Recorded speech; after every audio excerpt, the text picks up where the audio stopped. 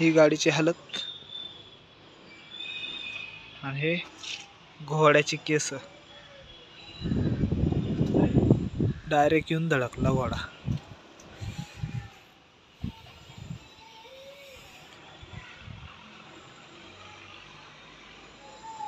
काच पण फुटली।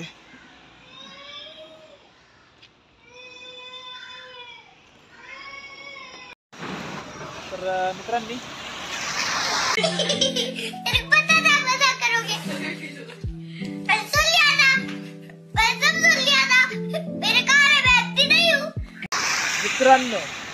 मित्रांनी म्हटलं सॉरी, मित्रांनो आणि मैत्रिणींनो आणि त्यांच्या बहिणींनो आणि त्यांच्या भावांनो, लफडं असं झालंय, गाडी ठोकलेली आहे, तुम्ही व्हिडिओमध्ये बघितलंच असेल। तर आता शोरूमला जाऊन आलो, सर्व्हिस सेंटरला। सर्व्हिस सेंटरवाल्यांनी दिलं एक कोटेशन भलं मोठं, ते भलं मोठं कोटेशन घेऊन आता आम्ही चाललो इन्शुरन्सच्या ऑफिसमध्ये फॉलोअप घ्यायला। बघतो इन्शुरन्सवाले काय म्हणताय आणि अवस्था बघा कसं भिजलो, सगळा भिजलोय आम्ही।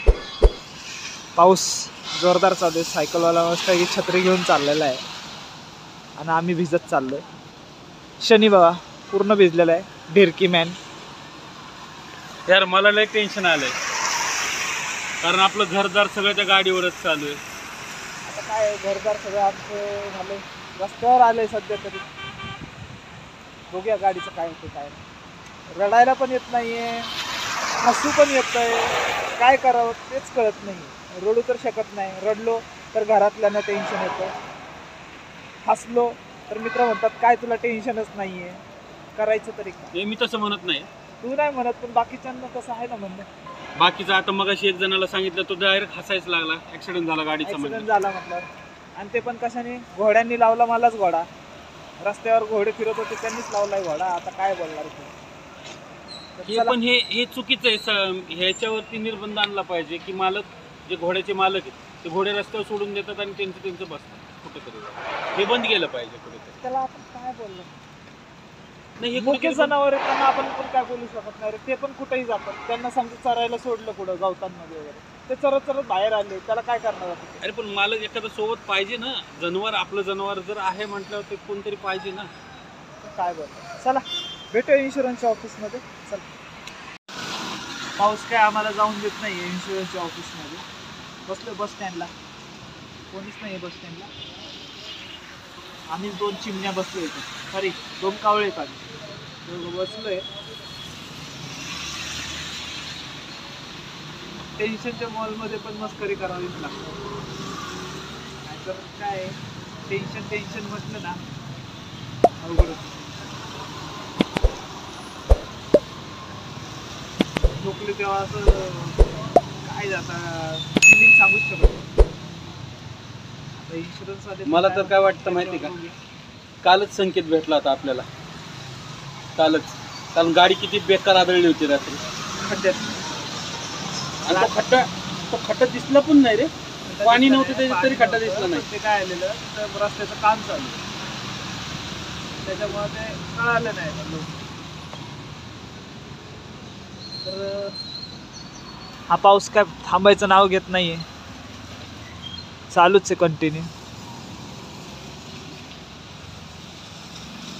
बघू भेटू ऑफिसमध्ये, आम्हाला काय हा पुढं जाऊनच देत नाहीये, तरी आम्ही काय जिद्द सोडणार नाही। चला, तर तुम्हाला गाडीचं कोटेशन दाखवतो। आम्ही आता महिंद्रा शोरूममध्ये गेलेलो, महिंद्रा शोरूममध्ये कोटेशन काढलेलं, कोटेशन दाखवतो। पाऊस चालू आहे तोपर्यंत तुम्हाला कोटेशन दाखवून घेतो।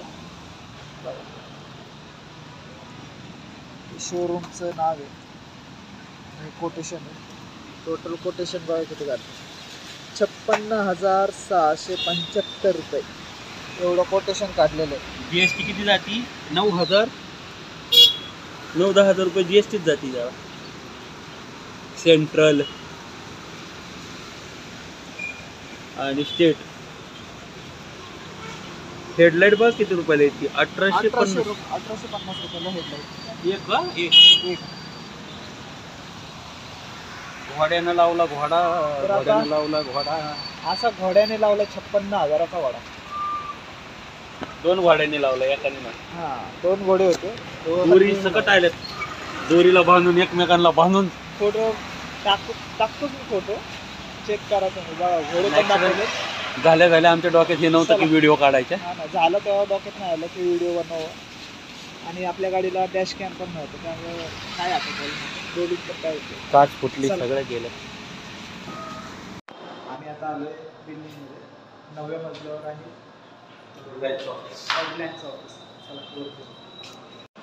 पचका झाला हे लाईफ इन्शुरन्स होतं माणसाचं इन्शुरन्सचं आणि आता जायचं पुणे स्टेशनला ऑफिस रिलायन्स बघूया पुणे स्टेशनला जायचं ऑनलाईनच काय ऑनलाईनच करू बघू आमचा कोणा कोणी येतो त्यामुळे सारखं बघत कोणाला आवडतं पचका लई झालं तुझ्या.